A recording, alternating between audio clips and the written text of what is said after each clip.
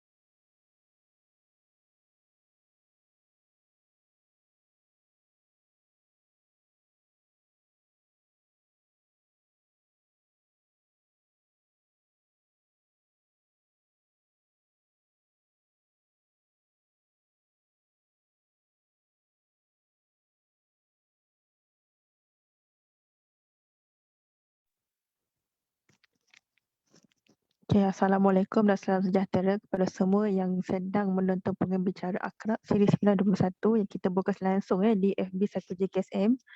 Okey, sekiranya saya masih belum teruk lagi kita mengucapkan sambal raya kepada semua, jaga diri, jaga keluarga dan patuhi SOP. Okey, sebab kita pun dah ambil masa lama ni tanpa memberikan masa lagi, so untuk saya mempersilakan penceramah jemputan pada kali ini untuk memperkenalkan diri dan seterusnya memberikan ceramah. Dengan segala hormat dipersilakan puan. Auzubillahi minasyaitonirrajim. Bismillahirrahmanirrahim.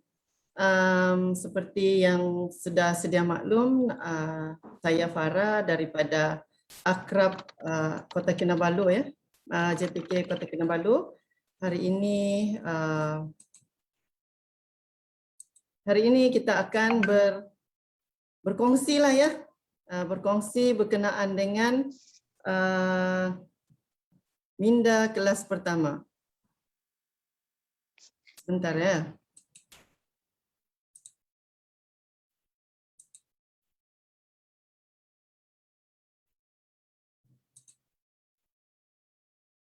Boleh nampak enggak saya buat perkongsian ni? Boleh puan. Boleh nampak slide? Oh, slide tak nampak lagi. Okey.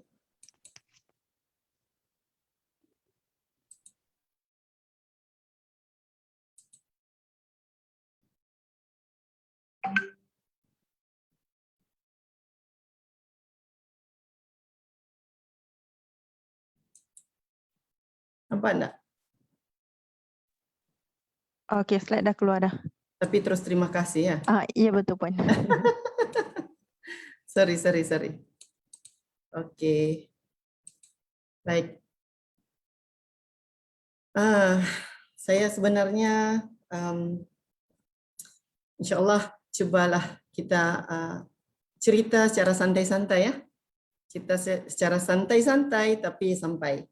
Baik, saya sebenarnya ambil tajuk minda kelas pertama ini adalah untuk mengingatkan diri saya sendiri bahawa satu ketika dahulu Tan Sri Ahmad Saruji pernah mengatakan tentang minda kelas pertama. Jadi makanya itu saya dilihat apa yang ada sekarang ini. Kalau dulu saya juga tidak mempunyai minda yang orang bilang begitu baguslah pada masa kini. Maksudnya mungkin suka berfikiran yang orang lain sebenarnya tidak fikir pun, tapi kita fikir benda tu, kan? Okey. Baik. Sebelum itu, marilah kita lihat apakah itu minda. Minda itu adalah akal fikiran, daya fikiran, atau keupayaan otak untuk menaakul dan berfikir.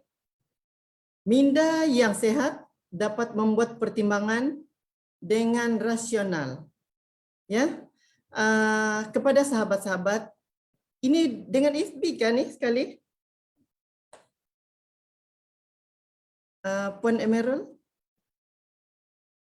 Ya, betul Puan. Online. Sorry. Kepada sahabat-sahabat FB, sahabat-sahabat yang satu kementerian dengan saya yang bercakap di depan ini bukanlah orang yang baik juga.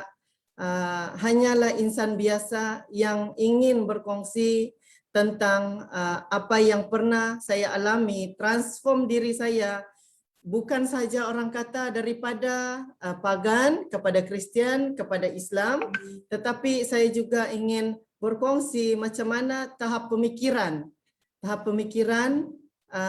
yang tadi saya cerita tentang minda ini, akal fikiran daripada berfikir biasa-biasa kepada berfikir yang lebih luar biasa. Yang lebih luar biasa itu saya maksudkan itu adalah saya sehingga tidak boleh melihat kekurangan orang. Saya hanya melihat tentang orang punya kelebihan. Sehingga tahap saya melupakan kebaikan saya dan saya mengingat kebaikan orang lain. Itu saya punya tahap sekarang lah, insya-Allah. Jadi walaupun begitu, kita tu memerlukan proses. Dan proses yang dilalui itu bukan sekejap dan bukannya sangat selesa, tidak. Kita akan seperti mendaki di gunung yang tinggi, yang mana kita akan melalui kita akan terpijak lumpur, kita akan terpijak batu tajam, mungkin kita akan terpijak kaca, kita akan terpijak duri dan macam-macam. Tapi apa yang membezakan kita dengan yang biasa dengan yang luar biasa itu ialah ilmu. Ilmu itu datang dari mana? Baik, coba kita lihat. Kalau kita lihat, saya punya slide Minda tadi tertinggal satu. Kalau kita lihat kepada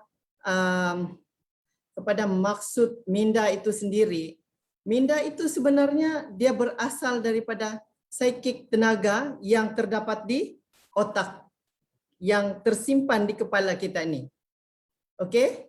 Jadi, kita punya pemikiran itu, bila kita asah dengan ilmu, dia akan memandu kita ke arah yang lebih baik. Bermaksud, tahap pemikiran kita itu, tahap kefahaman kita pada sesuatu perkara itu lebih bagus dari biasa. Ya, baik. Selepas itu kita tengok pula apa maksud kelas. Tadi tajuknya minda kelas pertama. Jadi kita tengok dulu apakah maksud itu minda kelas dan pertama tadi tu.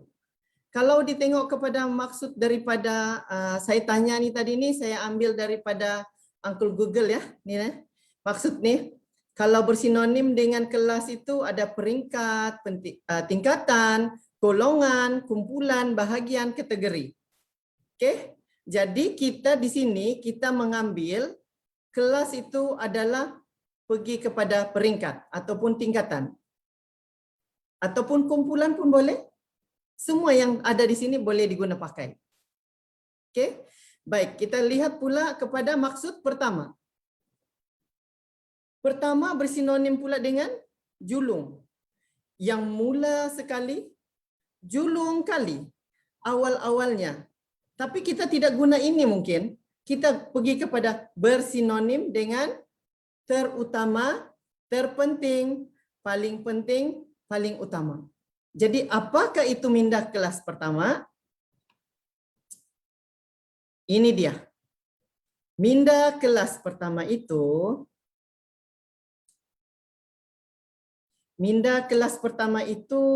sebagai, secara mudahnya ya, kita boleh memahami sebagai ciri-ciri model insan yang mampu memenuhi keperluan pembangunan individu, keluarga, masyarakat, negara, hatta dunia. Baik, kita tengok orang yang minda kelas pertama di Malaysia. Orang yang mempunyai minda kelas pertama di Malaysia ini, tuan-tuan dan puan-puan, maafkan saya kalau saya silap ya, tapi saya sangat-sangat menjadikan dia sebagai idol dalam diri saya. Siapakah beliau? Beliau itu adalah Ustaz Ebit Leo. Adakah anda bersetuju? Kalau tidak bersetuju, maafkan saya. Tapi saya melihat itulah orang yang mempunyai minda kelas pertama. Beliau mampu memenuhi keperluan diri beliau, mampu memenuhi keperluan keluarga, mampu memenuhi keperluan masyarakat, hatta negara, dan hari ini beliau ke Palestin untuk membantu dunia. Itulah orangnya. Jadi, siapakah kita yang hari ini, yang ada di sini, yang Allah telah pilih untuk kita hidup di dunia ini? Mahukah tidak kita mempunyai minda kelas pertama itu? Coba periksa diri. Baik. Kalau ingin menjadi minda kelas pertama, kita periksa balik pada diri kita, adakah kita ini mempunyai ciri-ciri berikut? Ciri-ciri itu ialah penguasaan ilmu yang tinggi, sikap proaktif, kekayaan moraliti, budaya menyumbang untuk kepentingan bersama dan pembangunan yang bersifat holistik, bukan pembangunan yang bersifat individualistik. Oke?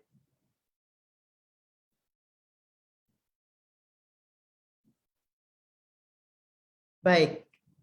Coba kita lihat kepada ciri-ciri yang pertama. Ciri-ciri yang pertama itu adalah penguasaan ilmu yang tinggi. Kesanggupan untuk mempelajari ilmu baru.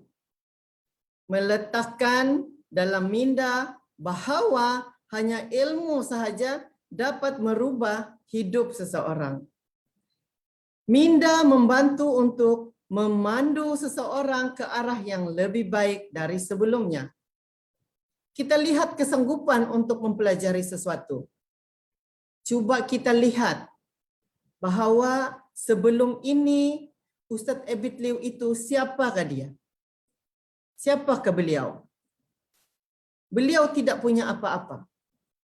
Tapi disebab kesanggupan beliau untuk mempelajari sesuatu ilmu itu, pada hari ini beliau telah menguasai ilmu itu dan beliau telah boleh berkongsi dengan semua orang.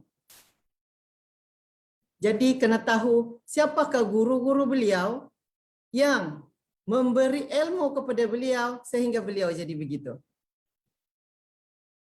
Itulah dia orang minda kelas pertama. Dia mencari orang-orang yang mempunyai ilmu kelas pertama juga. Saya pernah terbaca sebuah buku beliau yang menyatakan bahawa guru beliau yang sebelum ini, yang sebelum beliau menjadi seorang penceramah yang hebat, bebas macam begitu saja,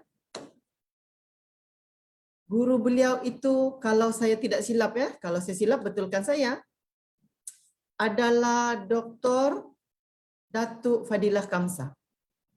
Ini juga adalah orang yang mempunyai minda kelas pertama. Jadi orang yang mempunyai minda kelas pertama, dia akan melahirkan lagi orang yang mempunyai minda kelas pertama dan seterusnya pertama. Jadi orang-orang kelilingnya itu adalah orang-orang yang mempunyai minda kelas pertama yang mana mempunyai ciri-ciri yang saya sebut tadi. Orang yang mempunyai minda kelas pertama ini adalah orang yang meletakkan 100% kepercayaan kepada ilmu itu boleh membantu perubahan hidup. Baik, saya pergi kepada diri saya lah. Untuk pengetahuan semua, hari ini saya buka rahsia lah. Hari ini saya buka rahsia bahawa saya yang berada, yang boleh berkongsi ilmu pada hari ini adalah orang yang betul-betul berada di tingkatan, di ranking paling rendah kalau di dalam organisasi jabatan. Pada awal kemasukan saya ke government, ke kerajaan inilah. Jadi bila saya masuk pergi bidang kerjaya dengan kerajaan ini, saya melihat orang-orang yang hebat-hebat. Saya melihat orang yang hebat-hebat. Saya bertanya pada diri saya, macam mana mereka jadi hebat? Lantas, saya belajar. Saya belajar, dan belajar. Sehingga saya menemui apa yang saya cari, yaitu ilmu yang bermanfaat. Dan sehingga ianya boleh merubah kepada apa yang saya ada sekarang. Oleh itu, saya sangat percaya bahawa ilmu yang baik itu boleh memandu kita kepada ke arah yang lebih baik dari sebelumnya. Kalau sebelumnya makian, cacian itu adalah satu perkara biasa kerana budaya di persekitaran kita itu begitu. Budaya persekitaran kita itu begitu. Tapi bila kita sudah belajar sesuatu ilmu, ilmu yang bermanfaat yang pertama yang saya perolehi itu ialah Islam. Islam sebagai satu agama yang membawa saya daripada environment yang makian, cacian itu kepada pada hari ini lebih berhati-hati, lebih mengerti apakah maksud setiap ayat yang keluar daripada ayat kita itu adalah satu doa. Makanya itu menjadi pantang larang sudah dalam keluarga saya. Sebab saya beriltizam, saya bertekad, seandainya saya kata satu hari nanti saya punya keluarga sendiri, saya punya anak sendiri, saya tidak akan buat seperti yang ada di masyarakat saya pada hari ini, pada ketika itu. InsyaAllah hari ini perkara tersebut telah pun saya tunaikan. Baik. Yang kedua tadi itu adalah bersikap proaktif. Di dalam organisasi, sikap proaktif ini sangat penting. Sangat-sangat penting. Bukan saja organisasi tempat kerja, organisasi rumah juga penting benda ini. Kerana kita dapat melatih diri kita untuk melakukan tugasan dengan sebaik mungkin. Melakukan tugasan tanpa diarah. Contoh kalau di rumah, nampak sampah ataupun nampak lagi rumah tidak bersapu, ambil sapu, sapu.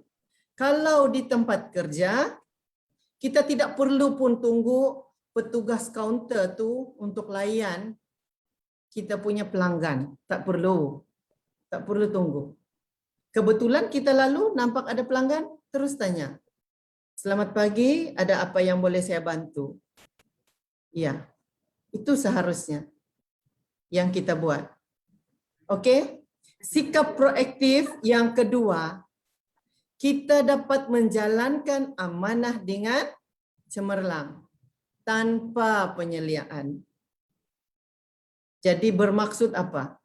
Bermaksud, kita tidak perlu ada bos baru kita pura-pura rajin, ada bos baru kita pura-pura buat kerja. Tapi bila tiada bos, dia bercerita. Dia tengok wayang. Jangan marah, hakikat. Hakikat. Itulah dia pemikiran kelas pertama. Kita dapat menjalankan amanah dengan cemerlang tanpa penyeliaan. Melakukan sesuatu tindakan lebih awal dari berlakunya sesuatu perkara yang sememangnya memerlukan tindakan yang berkenan. Contoh, ada pakcik yang tua, mahu buat aduan. Ini contoh di pejabat saya lah ya. Tapi pakcik itu tidak dapat berjalan dengan baik. Ditambah pula kalau lift rosak macam tempat kami sekarang. Jadi, apa kita patut buat? Adakah kita minta pakcik itu naik juga? Diusung naik ke atas? Tidak. Biarlah kita yang turun. Tidak akan hilang bisa ular kalau dia menyelusuri akar pokok. Itu. Jadi sahabat-sahabat yang dirahmati Allah, yang dilindungi, semoga dilindungi selalu. Marilah kita sama-sama mempunyai minda kelas pertama. Kalau sebelum ini mungkin kelas ketiga, kelas kedua, mungkin hari ini kita boleh berubah. Ya. Seterusnya, ini ya. Tadi tu, buat tanpa tapi, lakukan tanpa nanti. Yang saya sebut tadi, jangan ada bos baru buat kerja. Tiada bos buat tenda. Ya. Kekayaan morality. Kekayaan morality adalah berbudi pekerti tinggi, berakhlak mulia, berkelakuan baik, berfikiran positif, bersedia menerima teguran. Sesuai tidak? Kalau saya ambil Ustadz Ebit Liu tadi, Ebit Liu datang buat kerja-kerja kebajikan ke Sabah, ramai yang tegur. Beliau tidak melawan. Hanya dikatakan, saya hanya insan biasa. Karena kasih sayang Allah, dia lakukan semua itu. Sentiasa positif. Beliau sentiasa positif. Jadi, kita bagaimana? Kalau kita tidak dapat membantu, jangan kita menyusahkan. Ya, kawan-kawan. Kadang-kadang kita terlupa seketika bahwa kita harus sadar, kita berpijak di bumi yang nyata. Tidak kira kita ini siapa. Kita Islam kah, bukan Islam kah? Kita tetap manusia. Dunia ini hanya sementara. Jadi buatlah kebaikan sebanyak mana. Sebab kita tidak tahu kebaikan yang mana yang Allah ambil untuk sebagai pahala kita. Coba kita lihat ini. Adakah anak ini disuruh untuk memimpin nenek ini menyeberang? Sedangkan mungkin pada ketika ini murid ini sedang menuju ke sekolahnya.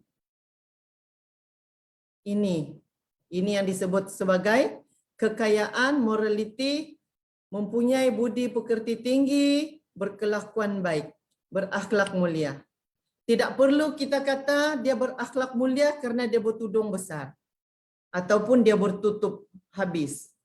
Tidak juga. Ada juga yang tidak. Ya, mohon maaf kalau saya salah cakap. Ya, saya sebenarnya mengingatkan diri saya juga. Baik, seterusnya budaya menyumbang.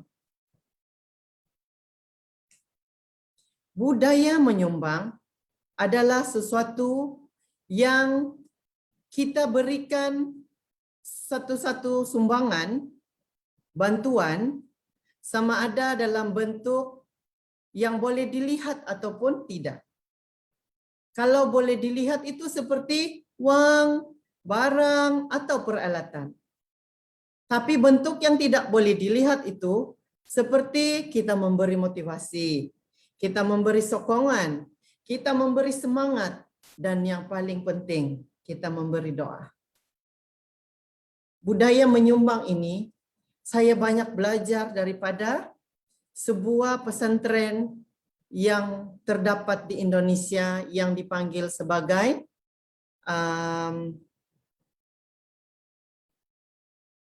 Gontor. Gontor, ya. Ya itu, kalau saya tidak silap lah, Gontor. Yang mana di madrasah itu, guru-gurunya itu dia menyumbang bukan setakat menyumbang biasa-biasa. Orang now cakap bukan kaleng-kaleng, bukan biasa-biasa. Dia sampai tahap mewakafkan diri.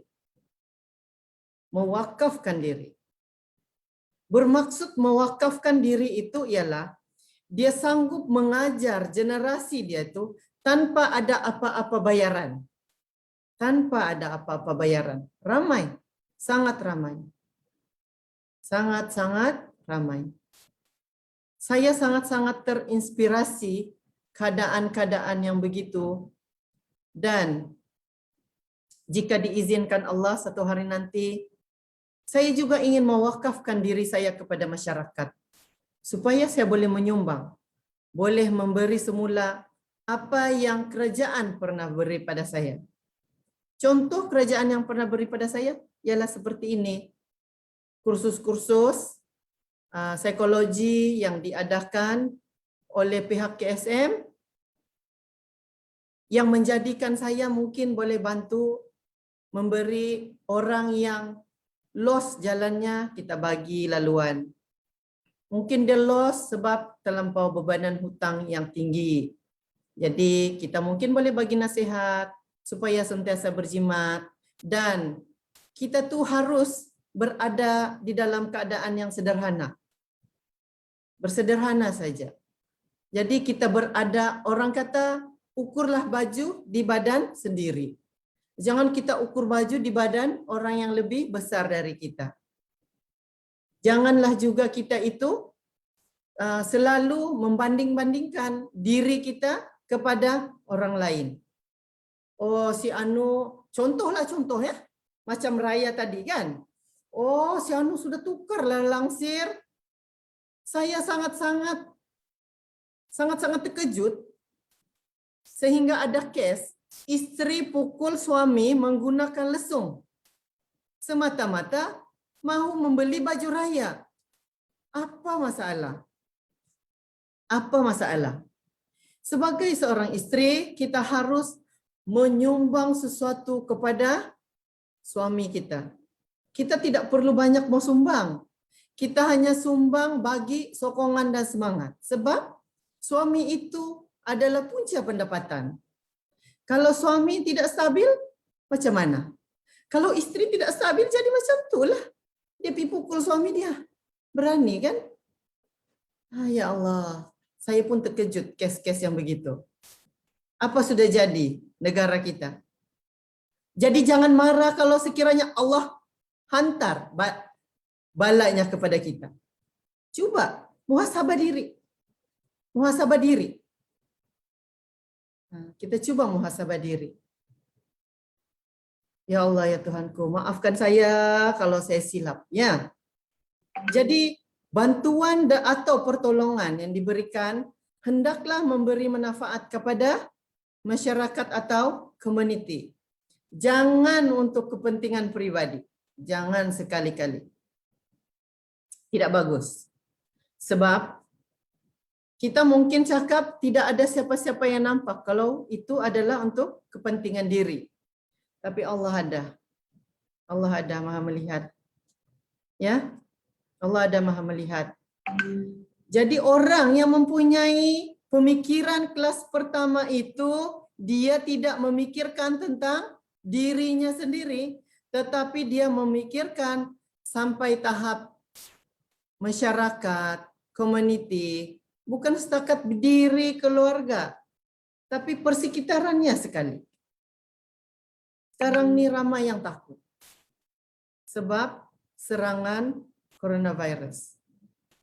Ramai yang kata itu memang sudah takdir Allah begitu, tidak perlu ambil vaksin bagai, kan? Kenapa? Kerajaan sudah bersusah payah untuk dapatkan vaksin, tapi kenapa tidak mau ambil?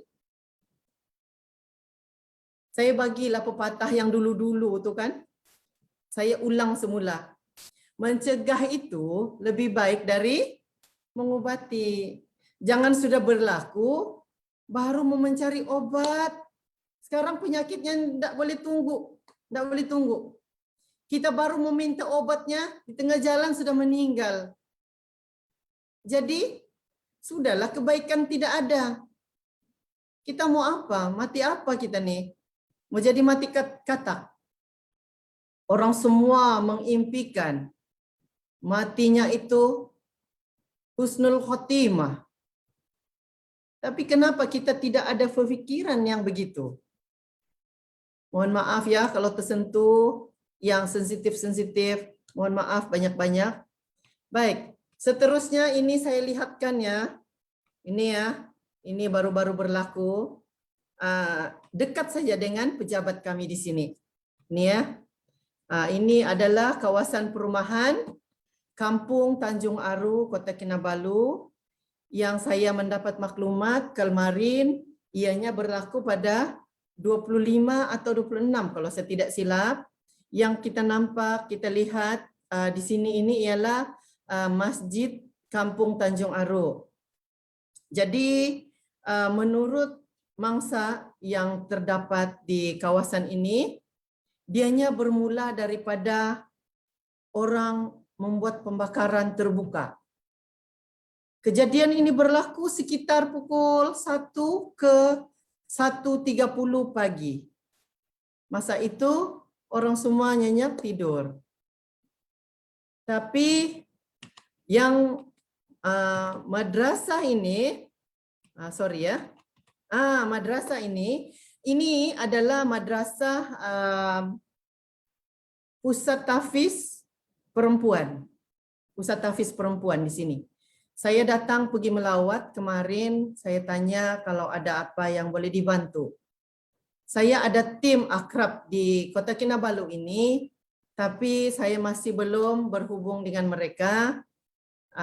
Apa yang kita boleh bantu dengan kita punya community. So saya pergi first investigation itu kemarin.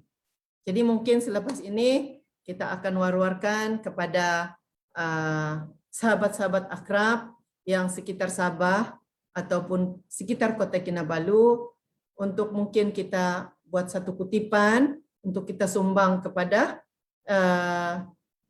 tahfiz perempuan. Background pelajar-pelajar di sini adalah anak-anak mu'alaf yang daripada luar bandar dan anak-anak yang mahu belajar Al-Quran, menghafal Al-Quran sehingga habislah. Kita lihat dia hanya terbakar seperti ini ya, tapi pemilik kepada pusat tahfiz ini telah membawa saya masuk sampai ke dalam sini. Dia memang hangus di dalam. Hangus di dalam. Ya. Setiap orang itu dia diuji dengan lain-lain ujian. Setiap orang itu dia diuji dengan lain-lain ujian. Kita tidak tahu bila masa kita. Jadi bersedialah. Bersedia untuk menjadi orang yang mempunyai pemikiran minda kelas pertama. Jadi kemarin itu saya juga tidak disuruh. Saya tidak disuruh. Tapi disebabkan kita memikirkan itu adalah kita punya community. Sangat berhampiran dengan tempat bertugas. Sangat berhampiran. Baik. Maafkan ya kalau saya terlebih-lebih.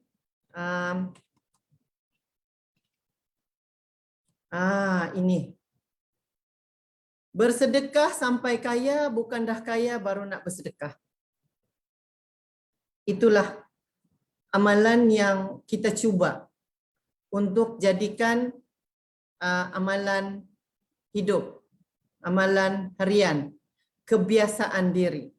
Dia umpama solatlah kita sehingga kita jadi baik. Jangan tunggu baik baru kita mau solat. Atau kita kata kita mau membantu orang, tunggu kita senang. Jadi kita kena membantu, jangan tunggu senang baru mau membantu. Jadi biarlah kita membantu walaupun dalam keadaan tidak senang. Tidak senang itu maksudnya bukan saja dari segi keuangan, tapi juga mungkin dari segi masa. Sebab dalam tempo pandemik ini, kita juga dilarang untuk ke sana, ke sini, ke situ. Jadi mungkin banyak perkara yang menjadikan kita ini tidak ada masa untuk tengok orang lain sudah. Jadi tengok-tengok jugalah orang di sekeliling kita. Mungkinkah mereka memerlukan bantuan? Contoh satu lagi. Tapi gambar saya tidak ambil lah ya. Sebab saya tadi saya tidak terjumpa gambarnya. Baru-baru ini ada berlaku banjir kilat yang melibatkan ramai guru-guru dan murid-murid daripada SMK Beaufort 2 terjejas. Sehingga ada satu saat itu anak murid ini menghubungi gurunya. Katanya, "Assalamualaikum cikgu, mohon maaf saya mengganggu. Boleh ke tidak cikgu hantarkan kami mineral water?" Saya pada ketika saya diberitahu itu memang kita rasa ya Allah berdosanya kita kan.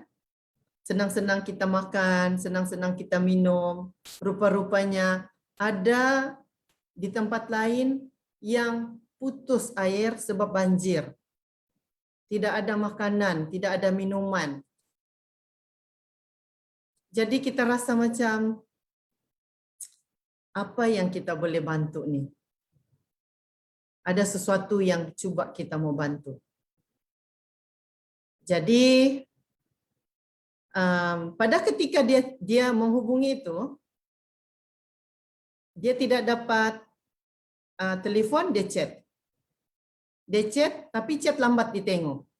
Sebab guru yang di chat itu, dia sedang buat PDPR. Dia sedang mengajar.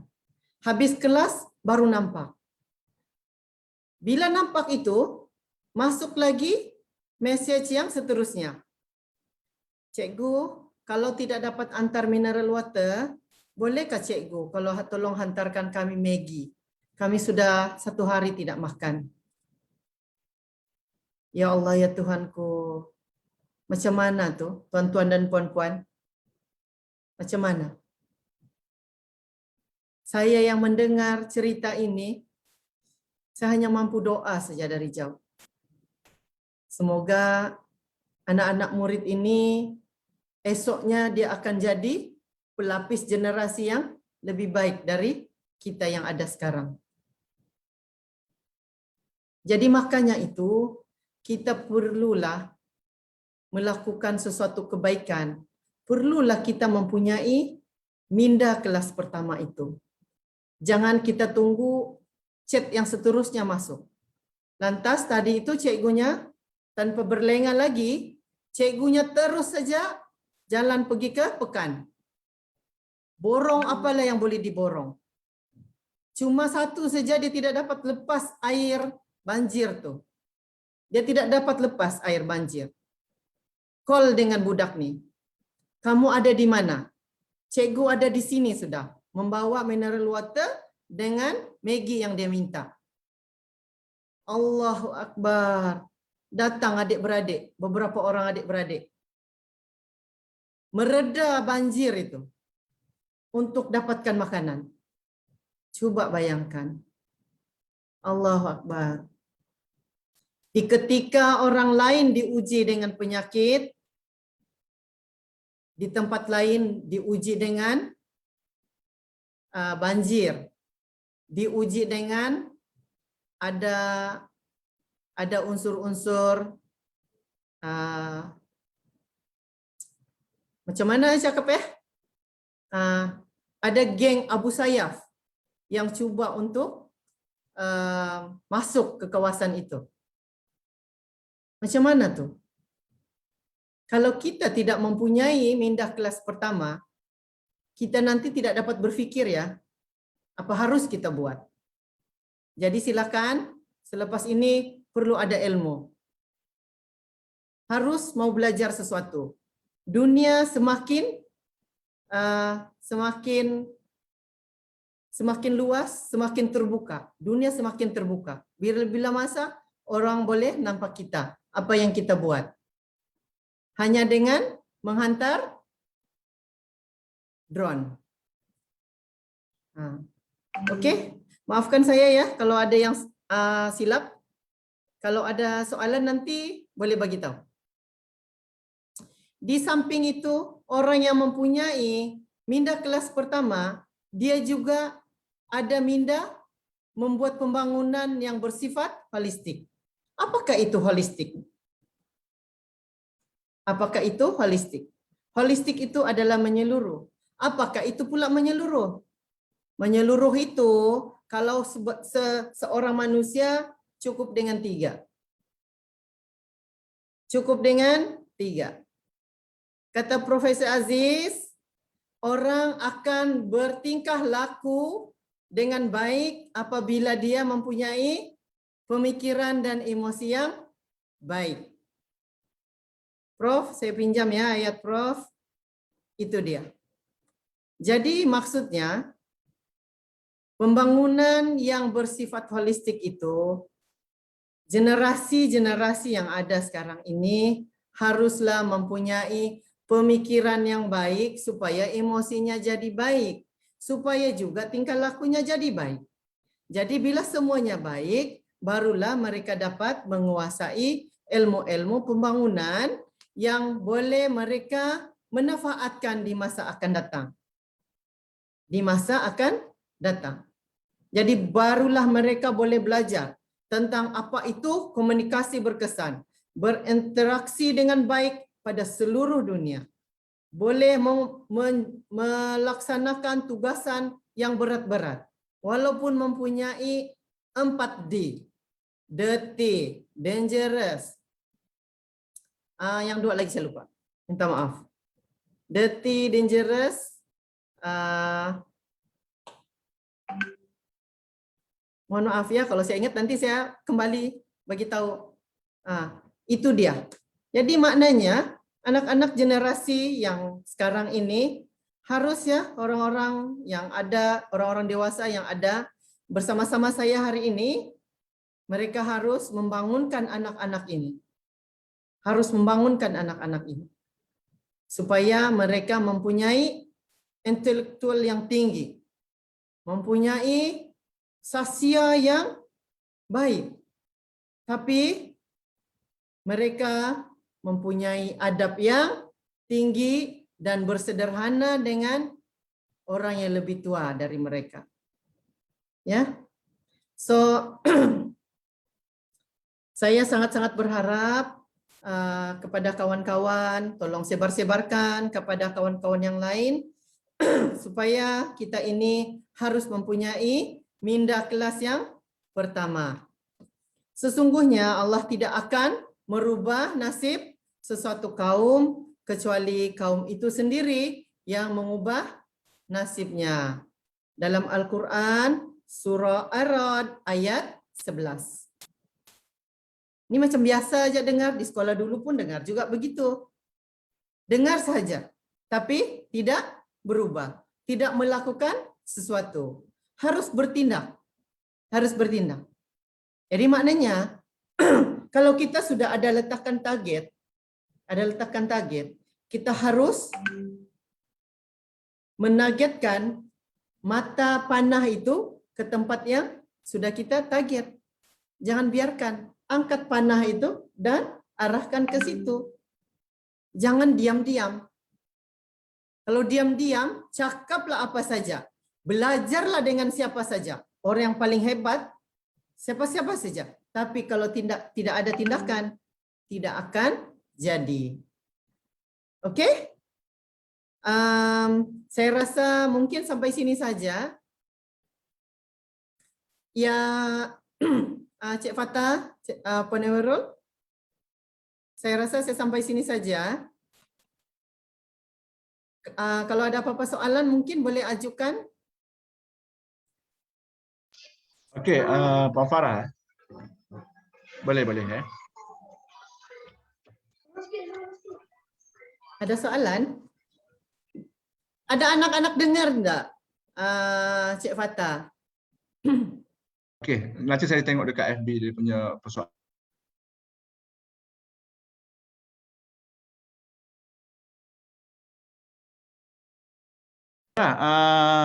Mungkin satu soalan lah daripada saya, Puan Farah. Ya.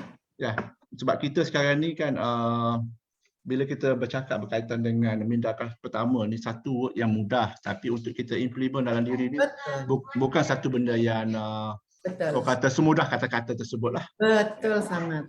Kan mungkin dalam keadaan orang kata sekarang ni isu semasa lah kita dengan pandemik yang berlaku pada masa sekarang ni, satu perkara yang mungkin perlu kesedaran kepada semua pihak adalah berkaitan dengan keperluan untuk kita mendaftar sebagai penerima vaksin lah kan. So macam mana kita nak ubah daripada pemikiran yang sebahagian besar rakyat Malaysia pada hari ini, kalau kita tengok statistik terbaru pun lebih pada 40-50% saja yang mendaftar untuk terima vaksin. So macam mana kita nak ubah supaya mereka ada kesedaran dan berubah daripada minat kelas ketiga kepada minat kelas pertama dan menyokong dasar-dasar yang kerajaan laksanakan pada hari inilah. Kita relate kepada target yang kita punya cari. Mungkin Tadi boleh saya bagi sudah ada, saya tadi ada sebutkan juga tuh Cik Fatah. Okey. Ibu mertua saya yang berumur 60 lebih, tidak, 80 lebih, sudah selesai 2 dos. Sudah selesai 2 dos. Jadi kalau yang orang tua yang begitu, boleh, kenapa kita yang muda ini tidak boleh? Itu satu. Saya sebut yang tadi itu, mencegah itu lebih baik dari mengobati. Sebenarnya, bila kita ambil suntikan itu, maknanya kita bukan saja protek kepada diri kita, tapi kita protek kepada orang persekitaran kita. Jadi saya menyerulah kepada sahabat-sahabat yang masih mempunyai pemikiran yang negatif terhadap vaksin itu, supaya kita positifkanlah. Kita positifkan. Pada ketika ini, yang masih percuma. Yang masih percuma. Yang tidak baiknya di masa akan datang, vaksin itu adalah mahal. Mahal, kata dokter hari itu. Jadi cuba dengar kepada pengamal. Jangan kita dengar kepada orang-orang yang bukan ahlinya. Yang bukan ahlinya. Boleh kita kata, kena penyakit itu bila-bila masa boleh mati. Tapi mencegah lebih baik dari mengobati. Sebelum dia datang, sebelum hujan datang, kita sudah sediakan payung. Jadi sekali lagi saya menyeru kepada sahabat-sahabat yang masih belum berdaftar supaya berdaftar, dan kepada masyarakat yang di luar sana supaya mendaftarlah untuk mengambil vaksin. Apa-apa pun berlaku, itu ketentuan Allah. Tapi yang penting kita telah berusaha untuk dapatkan sesuatu. Dia umpama macam ni lah. Dalam pengawalan diri kita ni, macam saya kan, macam saya perempuan, takut mau bersalin tiap-tiap tahun, saya ambil perancang keluarga. Untuk apa tu? Untuk apa? Kawalan. Dan kita kata mencegah lebih baik dari mengobati. Jangan nanti sudah jadi penyakit baru kita mencari. Macam saya cakap tadi, saya ulang sekali lagi, belum sempat kita sampai hospital sudah meninggal di tengah jalan. Saya bagi satu contoh lagi, dia umpama tali pinggang kereta. Maksudnya,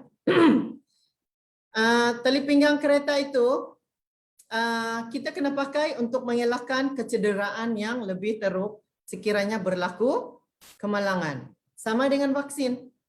Vaksin ini sekurang-kurangnya dapat mengurangkan risiko.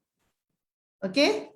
Saya sangat-sangat tidak sabar untuk dapat vaksin sebab pada masa pandemik hari itu kami juga disuruh untuk pergi buat pemeriksaan ke rumah-rumah pekerja asing, yang mana ada setengah tempat rumah pekerja asing itu bekas kluster.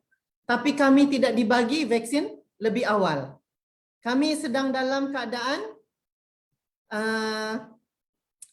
dalam keadaan bahayalah. Tapi sekiranya dibagi vaksin pada ketika itu, mungkin kita lebih yakin pada diri kita untuk kita menjalankan tugas. Jadi pada ketika yang belum disuntik lagi ni, memang agak risau. Sebab pada bila-bila masa mungkin dia akan berlaku. So, positifkan diri, renung-renungkan bahawa dalam dunia ini yang sudah diusahakan itu, sayang kalau sekiranya kita tidak memanfaatkan. Itu saja dari saya. Okey, Puan Farah, terima kasih. Saya sangat bersetuju dengan pandangan yang diutarakan oleh Puan Farah.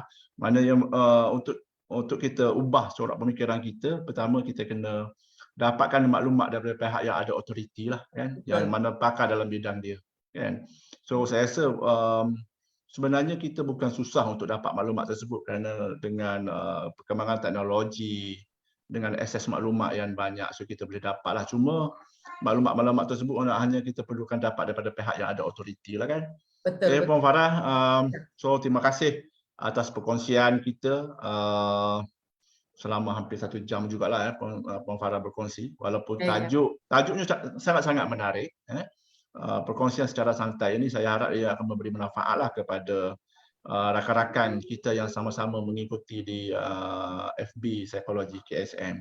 So saya bagi pihak Rusia, Puan Farah, ingin merakamkan jutaan terima kasih atas kesudian Puan Farah bersama-sama dengan kami, memenuhi jemputan kami untuk bersiaran langsung pada pagi ini. Baik, dari saya juga Cik Fatah, saya mohon 1000 kemaafan jika ada yang terkurang sepanjang saya bersama-sama dengan sahabat-sahabat. Mohon maaf, 1000 kali maaf jika contoh-contoh yang saya bagi tidak sesuai. Apapun tagline saya itu adalah saya sampaikan secara santai tapi harap dia sampai dan semoga ianya bermanfaat. Sekian dari saya ya Cik Fatah. Terima kasih sekali lagi Puan Farah. So kita akhiri sesi kita. Wabillahi taufiq wal hidayah. Assalamualaikum warahmatullahi taala wabarakatuh. Waalaikumsalam warahmatullahi wabarakatuh. Okey, sidang penonton sekalian, sebelum kita akhiri sesi ini, mohon tuan-tuan untuk melekatkan borang penilaian yang kita share di ruang komen FB. Dan insyaAllah tuan-tuan akan dapat CJ selip kehadiran mengikuti program kita secara automatik. So terima kasih sekali lagi. Wabillahi taufiq wal hidayah. Assalamualaikum warahmatullahi taala wabarakatuh. Waalaikumsalam warahmatullahi wabarakatuh.